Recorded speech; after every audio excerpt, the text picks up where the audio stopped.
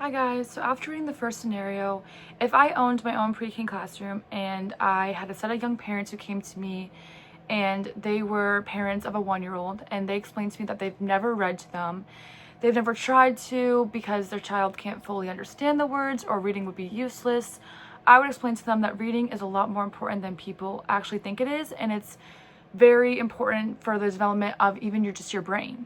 So, based on the article, How Kids Learn to Read by the Child Mind Institute that we learned in the first discussion, I remember researching a whole bunch of ways that we learned how to read and how it's crucial to our learning development. And I remember reading a section where when children are sounding out words or using their words to just articulate sounds, they are developing a part of their frontal lobe. And their frontal lobe is not only the producer of speech and sounds, but it is the way you communicate, and it's like language, and it's very important. And as a child, if you do not learn how to do these things, your brain can significantly suffer because you are not getting that learning process. Your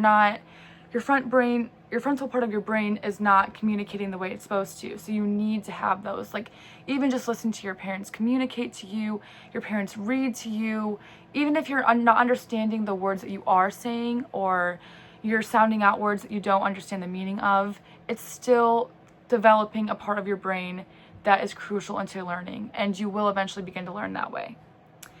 And for the second question, I would say that a book that had an impact on me when I was a kid would be Green Eggs and Ham by Dr. Seuss.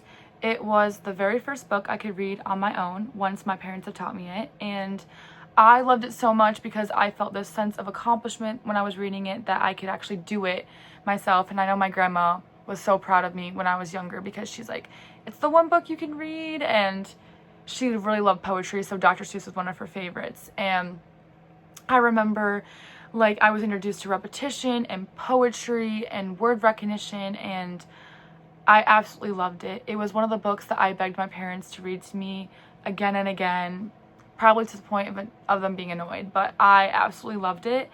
And if I was a parent myself, or in the teacher scenario, I would have them start with Dr. Seuss books because I feel like they're books that are still keeping the child like invited and excited to read, but you're learning those really crucial and highly development like such as sound and word recognition. So I would highly recommend that book to any parents or a child that's learning to read.